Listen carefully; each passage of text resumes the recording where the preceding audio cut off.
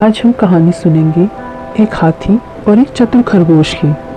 एक हरे भरे वन में नदी किनारे हाथियों का एक समूह रहता था, जिसका मुखिया चतुर्दंत नामक हाथी था। वर्षों से वह समूह उस वन में सुखमय जीवन व्यतीत कर रहा था, लेकिन एक समय वन अकाल की चपेट में आ गया। नदी का जल सूख गया, वन की हरियाली चली गई और हाथी भूख प्यास से मरने लगे। इस विपत्ति से निकलने की प्रार्थना के लिए सभी हाथी अपने मुखिया चतुर्दंत के पास गए और बोले, गजराज, यदि इस अकाल की स्थिति में हम और दिन इस वन में रहे तो काल का ग्रास बन जाएंगे। यहाँ भूखे प्यासे रहना दुष्कर है। कृपया कर किसी अन्य स्थान की खोज करें जहाँ का जल स्रोत और हरियाली हो। चतुर्दंत विचार मग्न हो गया। कुछ देर विचार करने के बाद वह बोला, यहाँ से कुछ दूरी पर एक तालाब है जो पूरे वर्ष जल से परिपूर्ण रहता है। हमें वहीं चलना चाहिए। कल सुबह ही हम सब उस तालाब की ओर चलेंगे। अगले ही दिन सभी हाथी उस तालाब की ओर चल पड़े। 5 दिन और 5 रात की यात्रा पूर्ण कर वे वहां पहुंचे। जल से पूर्ण तालाब को देखकर वे बहुत प्रसन्न हुए और दिन भर वहां क्रीड़ा करने लगे। संध्या होने पर वे बाहर निकले और वन में चले गए। तालाब के किनारे खरगोशों की बस्ती थी, जिसमें उनके बहुत सारे बिल थे, लेकिन हाथी इससे अनभिज्ञ थे। अतः खरगोशों के बिल को रौंदते हुए निकल गए। खरगोशों के बिल तहस नहस हो गए।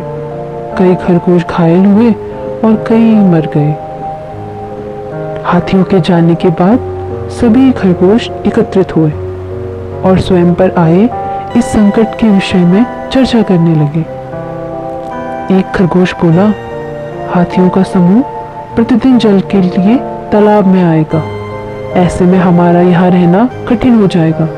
वे हमारे बिलों के साथ हमें रौंद देंगे। हम में से कोई भी नहीं बचेगा। हमारा वंश समाप्त हो जाएगा।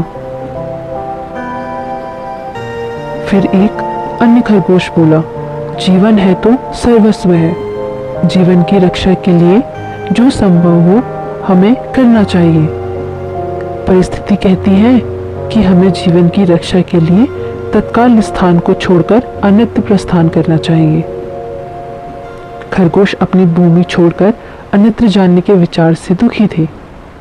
उनका दुख देखकर लंबकर्ण नामक खरगोश आगे आया और बोला, हम वर्षों से इसी भूमि पर निवास कर रहे हैं। हम अपनी भूमि क्यों छोड़ें?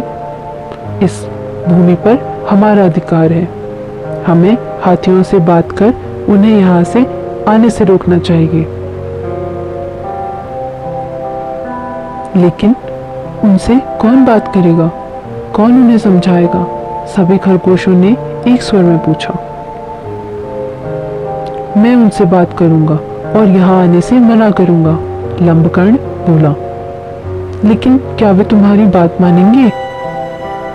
अवश्य मानेंगे। मेरे पास एक युक्ति है। मैं उनसे कहूंगा कि ये तालाब चंद्रमा में बैठे खरगोश का है और आप लोगों का यहाँ आने से मना किया है। संभवतः वो मेरी बात मान जाएंगे, लंबकर्ण बोला। अगले दिन लंबकर्ण हाथियों के मुखिया से मिलने तालाब के मार्ग में स्थित एक ऊंचे टीले पर बैठ गया। जब हाथियों का समूह वहां से गुजरा तो वो हाथियों के मुखिया चतुर्दंत से बोला, गजराज, क्या आपको ज्ञात नहीं? यह तालाब चांद में रहने वाले खरगोश का है। आपको बिना उसकी अनुमति के इस तालाब के जल का उपयोग नहीं करना चाहिए। चतुर्दंत ने पूछा, तुम कौन हो? मैं चांद में रहने वाले खरगोश का संदेशवाहक हूँ। उसने मुझे अपने संदेश के साथ आपसे मिलने भेजा है, लंबकर्ण बोला। क्या संदेश है? चतुर्दंत ने फिर पूछा। संदेश है कि इस पवित्र तालाब में चंद्रदेव का वास है, इसलिए तुम लोग इसके जल का उपयोग नहीं कर सकते। मैं कैसे मान लूं कि यह तालाब चंद्रदेव का है?